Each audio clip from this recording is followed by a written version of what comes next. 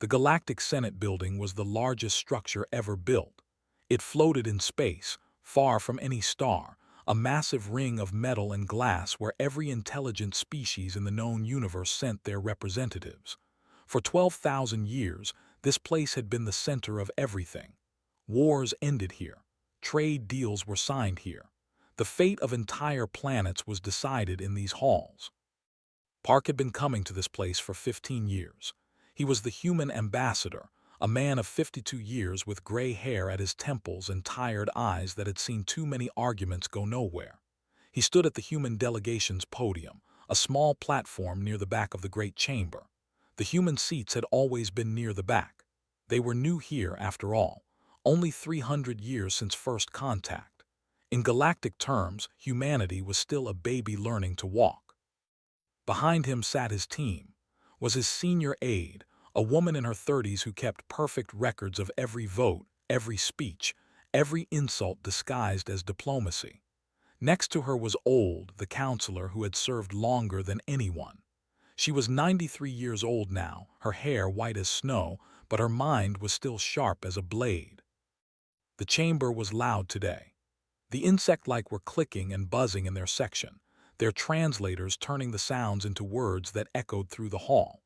The tall beings with 4 arms and skin like polished stone were gesturing angrily at some minor trade dispute. They floated in their containment spheres, clouds of living gas that had existed for 1,000,000 years and considered everyone else to be children. Today's vote was about humanity's request to expand into the outer reach, a region of empty space where they wanted to build new colonies. It was a simple request. The space was unused. No one else wanted it. Humanity had followed every rule, filed every document, waited in every line. High Arbiter called the chamber to order. She was a crystalline being, her body made of living glass that caught the light and scattered it into rainbows. She had led the Senate for 2 centuries and would likely lead it for 2 more. Her voice rang out clear and cold. The motion before us today concerns the human petition for colony rights in Sector 7G of the Outer Reach. All delegates have received the relevant documents. We will now vote. Park watched the numbers appear on the central display. The votes came in quickly. Against, against, against. The voted as a block, all 112 worlds rejecting the petition. The followed. The abstained, as they often did, considering themselves above such matters. In the end, the count was 847 to 1. Only humanity had voted for humanity. His voice showed no emotion. The motion fails. Humanity's petition is. The chamber will now move to the next item on the agenda. Park had prepared a speech. He had spent weeks writing it, polishing every word, practicing every pause. It was a good speech about cooperation and mutual respect and the value of new perspectives. He had believed foolishly that words might matter. He closed his folder and tucked it under his arm. Looked up at him with confusion in her eyes. "Ambassador, your response." "There will be no response." He turned and walked toward the exit. His footsteps echoed in the sudden quiet of the human section. One by one, the other delegates stood and followed him, gathered her things quickly and fell into step behind. Old rose slowly, her joints protesting, but she too began the long walk toward the door. Some of the alien delegates noticed. The ambassador, a large creature covered in hard shell, made a sound that the translator turned into laughter. "Look at the young ones, running away to cry. They will learn patience in another 1,000 years, perhaps." A representative waved one of his 4 hands dismissively. "Let them go. We have real business to discuss." The chamber returned to its noise and chaos. The next vote was called. Someone was arguing about shipping routes. Someone else was complaining about resource distribution. The same arguments that had been happening for. At the door stopped. She was the last of the human delegation, moving slowly because her legs were old and tired. She turned back to look at the chamber one final time. She had spent 40 years of her life in this place, fighting for recognition, begging for scraps of respect, hoping that tomorrow would be different. Tomorrow would not be different. She understood that now. "We will not return," she said. Her voice was quiet, but the translators picked it up and broadcast it through the chamber. A few delegates heard. Most did not. Those who heard did not care. The humans were always saying dramatic things. They were an emotional species prone to outbursts. They would calm down. They would come back. They always did. Walked out of the chamber and did not look back. 3 days passed. The Senate continued its work, debating and arguing and accomplishing very little as it had done for thousands of years. No one thought about the empty human seats. Empty seats were common. Delegates came and went. Species rose and fell. The Senate endured. On the 4th day, a trade official noticed something strange. A human cargo ship that was supposed to deliver medical supplies to one of their colonies had not arrived. He sent an inquiry and received a strange response. All human vessels recalled to Earth. No further shipments scheduled. He assumed it was a mistake. Across the galaxy, similar scenes played out. A military base waited for the human engineers who maintained their reactor systems. They did not come. A research station expected their human colleagues to arrive for a joint project. They did not come. Human doctors at frontier hospitals submitted their resignations. Human teachers at alien universities packed their belongings. Human workers on space stations finished their shifts and boarded ships heading home. At first, no one connected these events. The galaxy was vast. Communication was slow. Each species was focused on its own problems, its own concerns. Humanity had always been a small presence, spread thin across many worlds, doing quiet work that no one really noticed. Commander Ryu received his recall orders while patrolling the border of space. He was a military man, 45 years old, with a crew of 200 under his command. He read the message 3 times to make sure he understood. All vessels returned to Sol system, no exceptions, no delays. His navigation officer, Lieutenant Han, looked up from her console. "Commander, is something wrong?" Stared at the message for a long moment. He thought about his years of service, the countless patrols, the times he had protected alien ships from pirates and received not even a thank you in return. He thought about his father, who had served before him, and his grandmother, who had been among the first humans to venture beyond their home system. "Nothing is wrong," he said finally. "Set a course for Earth, maximum speed." "Sir, our patrol schedule is no longer our concern." He looked at his crew, these young men and women who had spent their lives serving a galaxy that did not respect them.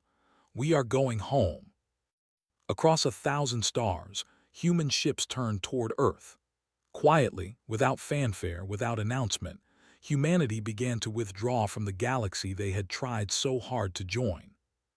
And no one noticed until it was too late.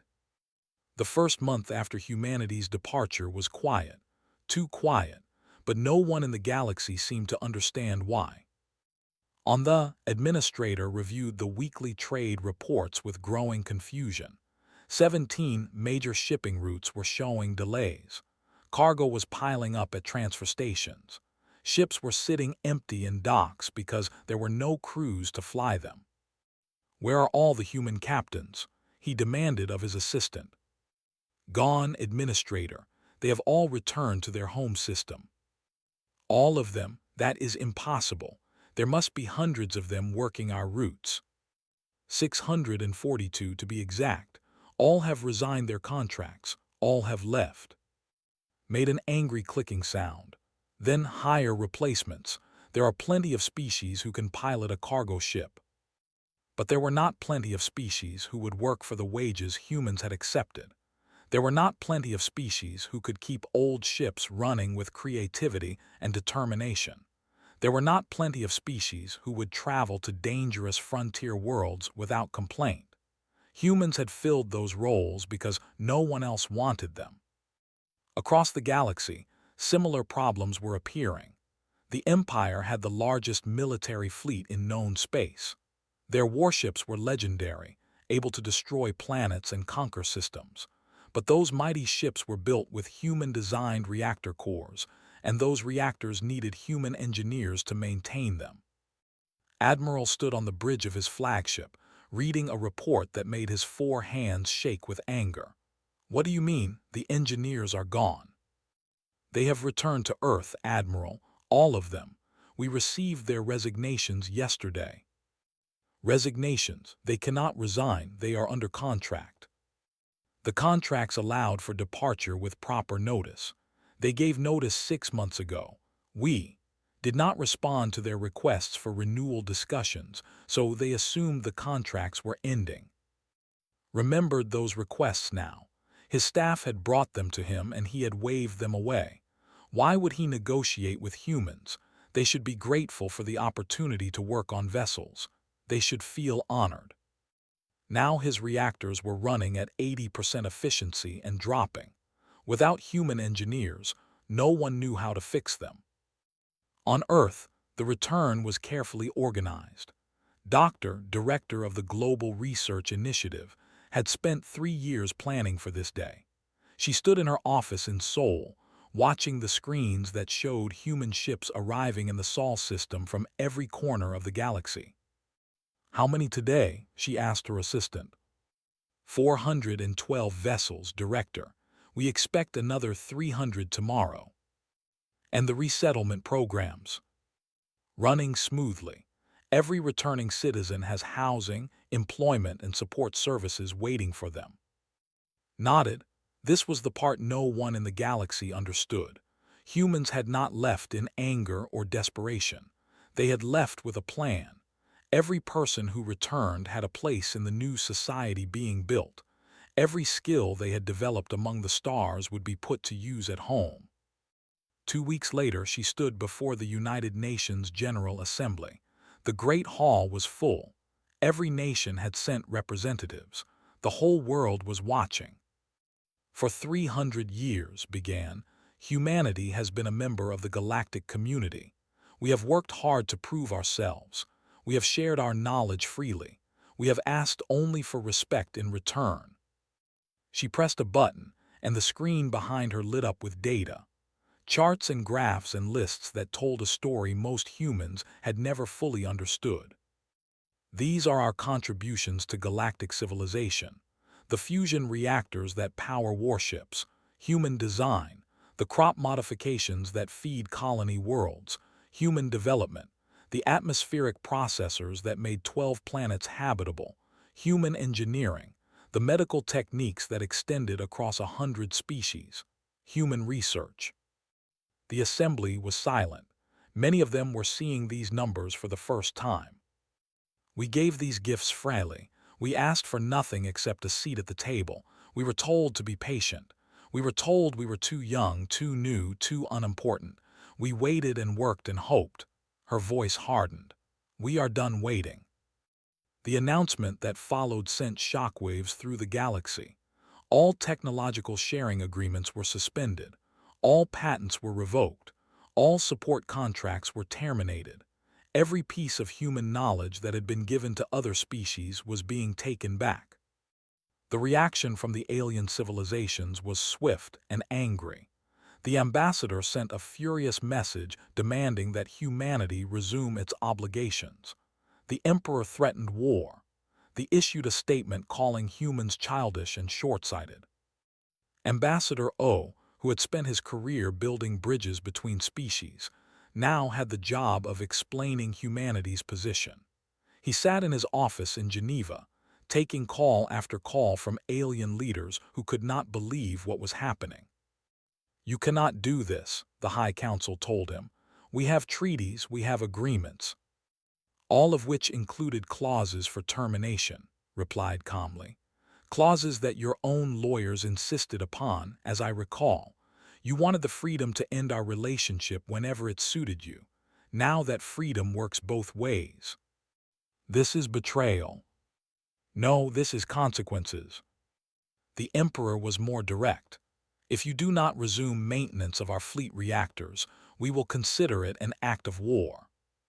Sipped his tea before responding. You may consider it however you wish, but I would remind the Emperor that those reactors were designed by humans, built by humans. We know every system, every weakness, every. Are you certain you want to go to war with the people who built your weapons?" The Emperor ended the call without responding. Back on the food shortages began 3 months after humanity's departure. The crop modifications that had made their agriculture so productive needed regular updates and maintenance. Without human scientists, the modifications were failing. Yields dropped by 20%, then 30, then 40. For the first time in history, people went hungry. Not because of war or disaster, but because they had never learned to grow their own food without help. Professor Shin watched these developments from her office at Seoul National University. She was a historian, and she had spent her career studying how civilizations rose and fell. What was happening now was not new. It had happened many times before. They became dependent, she explained to her students. Every great empire does this eventually. They stop learning. They stop growing. They let others do the hard work while they enjoy the benefits. And then when those others leave, they discover they have forgotten how to survive.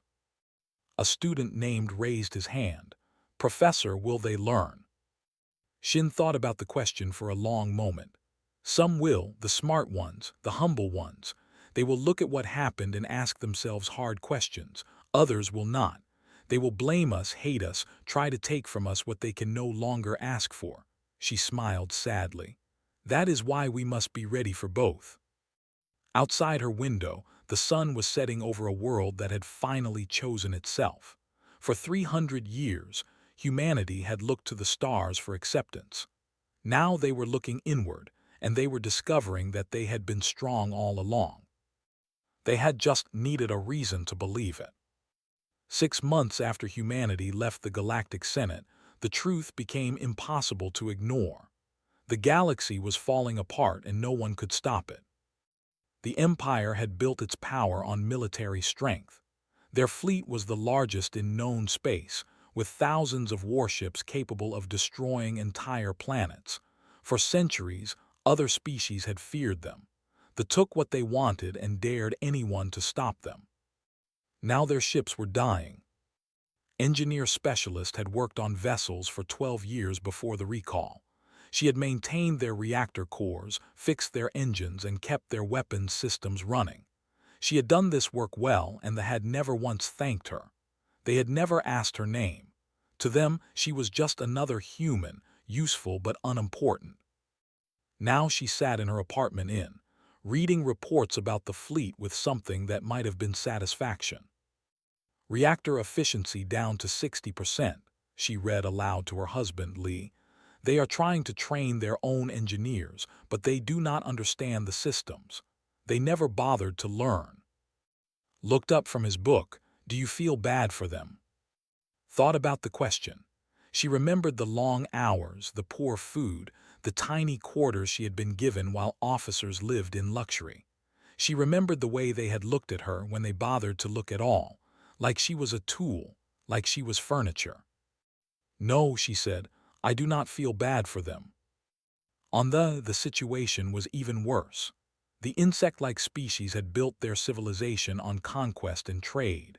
They had taken control of over 100 worlds, not through war but through economic power. They controlled the food supply, the shipping routes, the markets.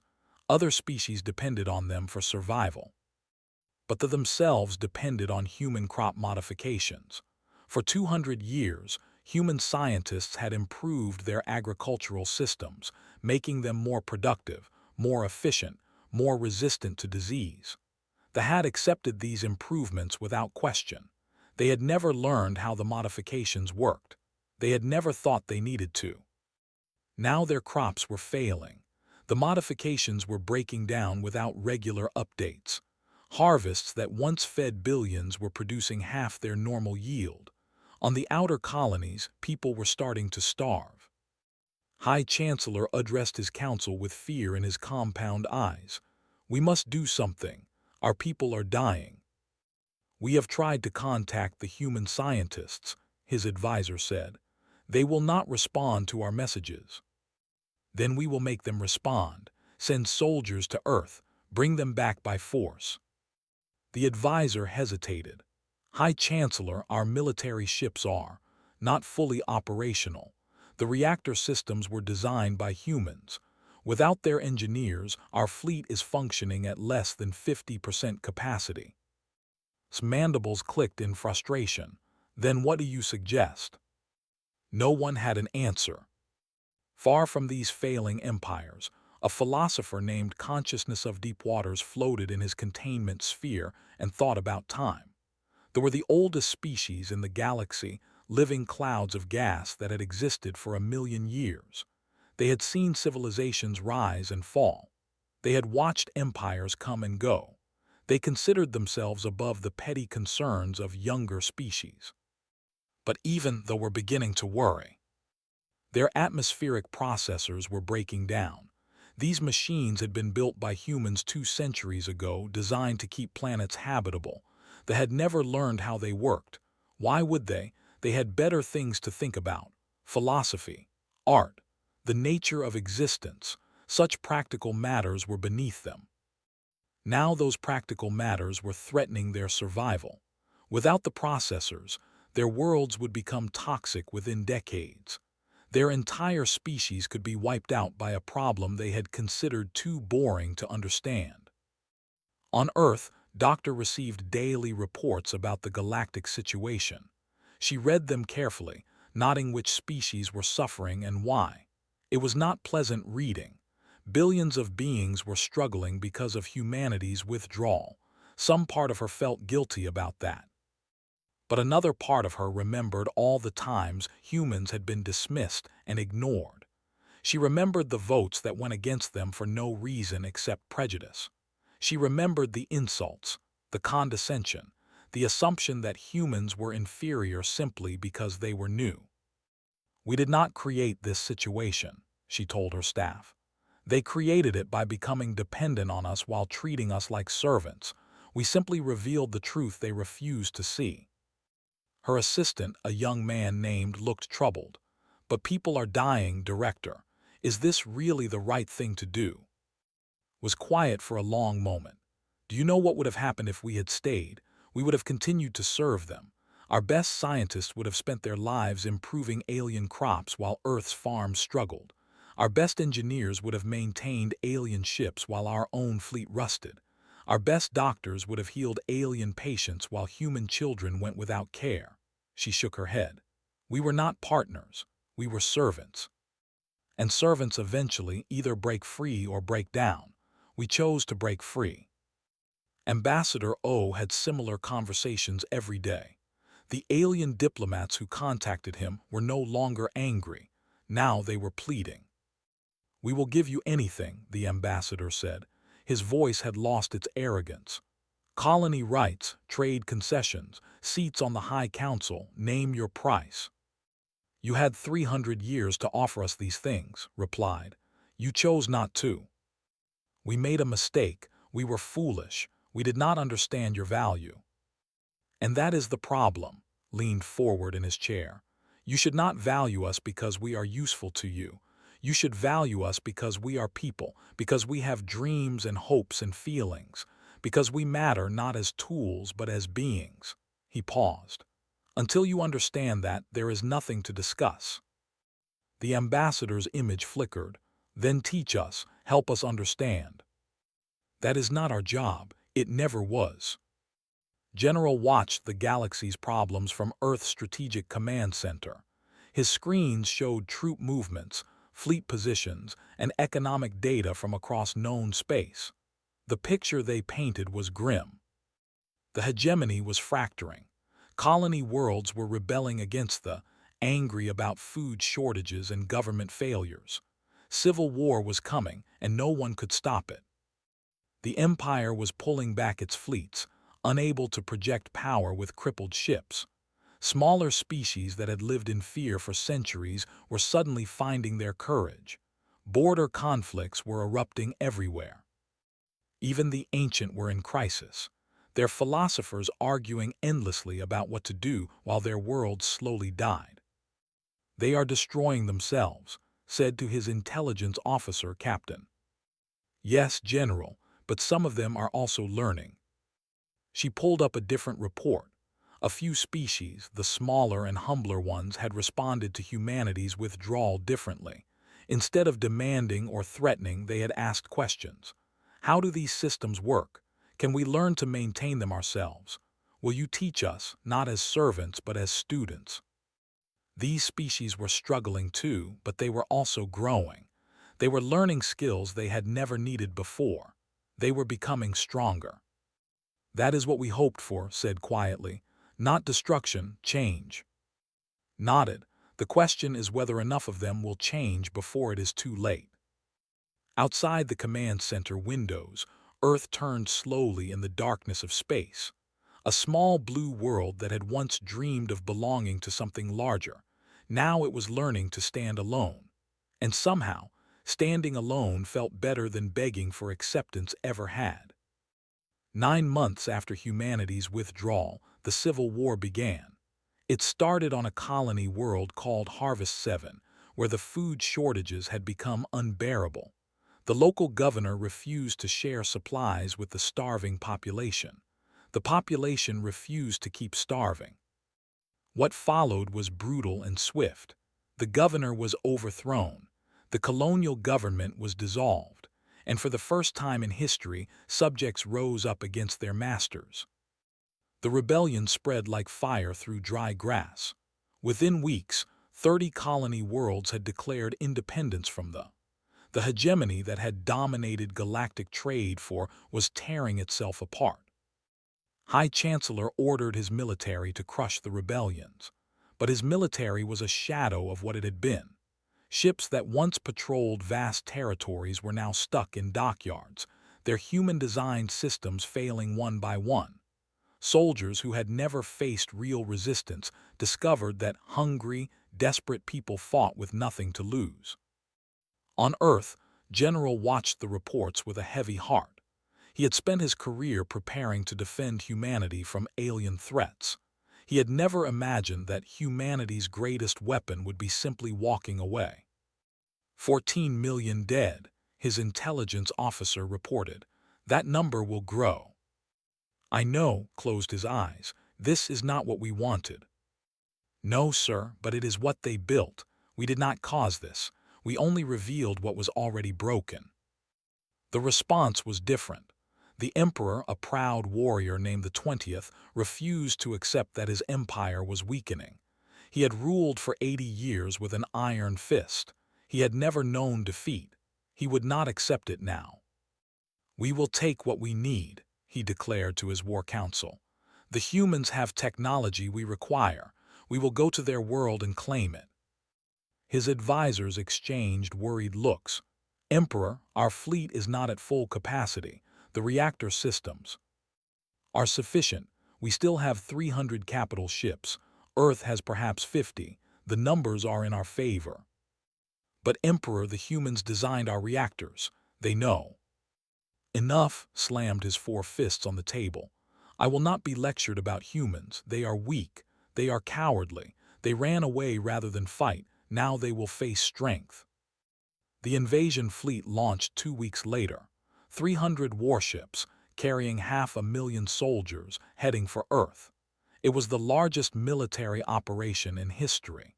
The Emperor himself commanded from his flagship, eager to personally oversee humanity's defeat. Admiral Song received the news calmly. She was 60 years old, a veteran of border patrols and pirate hunts. She had never commanded in a real war. Now she would face the mightiest military force in the galaxy with a handful of ships. "How many do we have?" she asked her staff. 47 capital ships, Admiral, 200 support vessels, all fully operational. "And their fleet status?" "Long-range scans show their reactors running at approximately 40% efficiency. Their weapons systems are degraded. Their shields are unstable." Nodded slowly. "They do not know what we put in those reactors, do they?" "No, Admiral, they never asked." When humanity had designed the reactor cores for ships, they had included several features that were never documented. Safety systems, emergency protocols, that could be activated remotely if necessary. They had never noticed. They had been too proud to read the fine print. The invasion fleet was 1 week from Earth when Admiral transmitted a single coded signal. On every ship, every reactor, the emergency shutdown protocol activated simultaneously. It was not sabotage. The reactors were not damaged. They simply entered a safe mode that reduced output to 10%. Enough power for life support. Enough power for communications. Not enough power for weapons, shields, or faster-than-light travel. 300 warships stopped dead in space, drifting helplessly between the stars. Emperor stared at his bridge displays in disbelief. What is happening? Why have the engines stopped? His engineers scrambled to find an answer, but there was nothing they could do. The systems that controlled the reactors were locked. The codes that might override them were buried in human databases on Earth. The mighty fleet was now a collection of floating metal coffins. Admiral opened a communication channel. Her face appeared on every screen in the fleet. "Emperor," she said calmly, "your ships are disabled. Your weapons are offline. Your life support will last approximately 3 weeks at current consumption rates. You have 2 options." His image appeared on her screen, his face twisted with rage. "This is treachery. You have sabotaged our vessels. We designed your vessels. We built safety systems into them. Systems you would have known about if you had ever bothered to ask." His voice remained level. "Your first option, we send rescue ships to escort your fleet back to space. Your people return home safely. Your ships can be repaired, though not by us. And the second option, you remain where you are. In 3 weeks your life support fails. 500,000 soldiers freeze to death in the void between stars." She paused. "Choose." The Emperor was silent for a long moment. His 4 hands clenched and unclenched. His entire life, he had been told that were the strongest, the bravest, the best. Now a species he had dismissed as weak and cowardly held his life in their hands. "You would not let us die," he said finally. "You humans are too soft for that." "Perhaps," agreed. "But are you willing to bet 500,000 lives on that belief?" Looked away from the screen. Around him, his bridge crew waited in terrified silence. They had families on the... They had children who would grow up without fathers. They had mothers who would never know what happened to their sons. "Send your rescue ships," the Emperor said quietly. The humiliation of the fleet sent shockwaves through the galaxy. The mightiest military power in known space had been defeated without a single shot fired. Humanity had not needed weapons. They had only needed patience and foresight.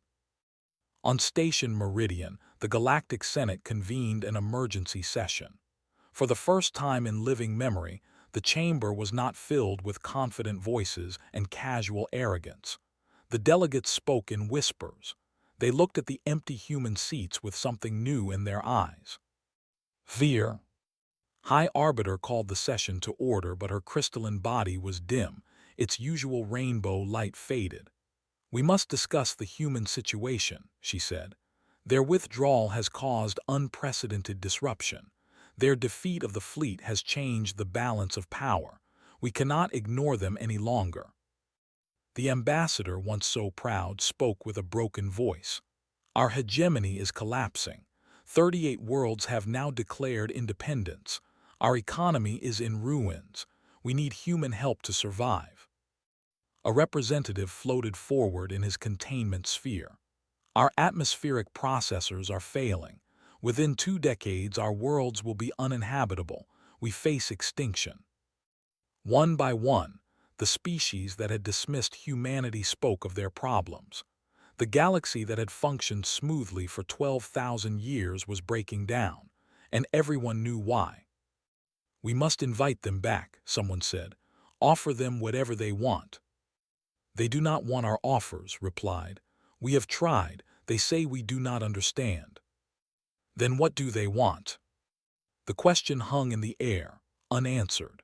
For 12,000 years, the powerful species of the galaxy had taken what they wanted without asking. They had conquered and traded and ruled without ever wondering if their way was right. Now, for the first time, they were being asked to think about someone other than themselves. And they did not know how. 1 year after humanity walked out of the Galactic Senate, High Arbiter did something no one expected. She came to Earth. Her crystalline body arrived on a small diplomatic vessel, alone except for a single aide. There was no fleet to protect her, no army to show strength. She came as a guest, asking for permission to land on human soil. President No received her in Geneva. The meeting room was simple: a wooden table, 2 chairs, a window that looked out over a park where children were playing. No grand halls, no displays of power, just two people talking. Had lived for 3,000 years. She had led the Galactic Senate through wars and disasters and countless crises. She had seen empires rise and fall, but she had never felt as uncertain as she did now. "I do not know how to begin," she admitted. Her voice was soft, lacking the authority it usually carried. Was 62 years old. She had been a teacher before entering politics, and she still had a teacher's patience. Then begin with the truth. Was silent for a long moment. Her body flickered with colors that humans could not fully understand. Shame, regret, something that might have been grief. "We were wrong," she said finally. "Not just about the vote on your colony petition, about everything. For 300 years we treated your people as lesser beings. We took your gifts and gave nothing in return. We ignored your voices and dismissed your concerns. We were cruel, and we told ourselves it was justified." Nodded slowly. "Why?" "Because that is what we have always done. The strong take from the weak. The old dismiss the young. The powerful use the powerless." Light dimmed further. "We never questioned it. We never thought there was another way. And now, our civilization is dying. The hegemony has collapsed. Civil war has killed over 100 million of their people. The empire has lost its military dominance and is facing rebellions on every border. Even my own people, though, are counting the years until our worlds become uninhabitable." She looked at with something humans rarely saw in alien eyes: humility. "You could have conquered us. You had the means. You knew our weaknesses better than we knew ourselves. Why did you not take revenge?" Stood and walked to the window. Outside, a little girl was throwing a ball to her dog. A simple scene, a peaceful moment. The kind of thing that happened every day on Earth and nowhere else in the galaxy. "Because that is not who we are," she said. "We wanted partners, not subjects. Friends, not servants. We wanted to be part of something greater than ourselves." She turned back to, "You never offered us that. You only offered us a chance to be useful until you found something better." "I understand that now." Colors shifted again. "What would you have us do?" "Learn." The word was simple but carried enormous weight. "Learn to see other species as equals. Learn to listen instead of command. Learn that strength is not the same as cruelty and power is not the same as worth." Sat back down across from the ancient being. "The galaxy you built was based on fear and exploitation. It was always going to fall apart.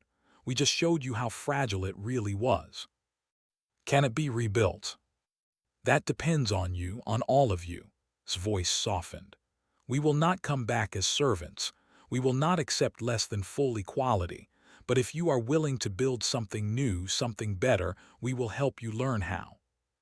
The negotiations that followed took months. They were difficult and painful and often seemed impossible. Species that had dominated had to accept that their way had failed. Leaders who had never apologized for anything had to find the words to ask for forgiveness. Ambassador Park led the human delegation. He was the same man who had walked out of the Senate chamber 1 year ago. He had been silent then, but now he had much to say. "Partnership means equality," he told the assembled representatives. "It means listening to voices you used to ignore. It means sharing power you used to hoard. It means admitting that you do not have all the answers." The ambassador, representing what remained of his shattered hegemony, asked the question that was on everyone's mind. How do we begin? By asking, by listening, by learning. Park looked around the chamber. For 300 years you told us to wait, to be patient, to accept whatever scraps you offered. Now it is your turn to wait and learn and grow. New treaties were signed. New agreements were reached. Humanity would return to the galactic community, but not to their old seats at the back of the chamber. Their delegation would sit at the center now. Their voice would carry weight. More importantly, the old rules were being rewritten. Species that had been ignored were given representation. Decisions that had been made by a few powerful empires would now involve everyone affected. The galaxy would no longer be ruled by strength alone. Doctor resumed her work, but with new conditions. Human technology would be shared again, but this time with proper credit and fair compensation. Other species would be taught to understand and maintain the systems they used. Dependency would be replaced by capability. "We are not giving you fish," she explained to a group of scientists who were learning to modify their own crops. "We are teaching you to fish. The knowledge will be yours. The power will be yours. What you do with it is up to you." Professor Shin began teaching at a new institution, the Galactic Academy for Cross-Species Understanding. Her students came from dozens of worlds. Some were young and eager. Others were old and set in their ways. All of them were trying to learn a lesson that should have been obvious from the beginning. "Every species has value," she told them. "Every voice matters. Every being deserves respect. These are not human ideas. They are universal truths. We simply remembered them when others forgot." Old Counselor, the woman who had spoken those 5 quiet words that changed everything, lived long enough to see the new order taking shape. She was 95 now, confined to a wheelchair but still sharp and still watching. A journalist came to interview her in her home inn.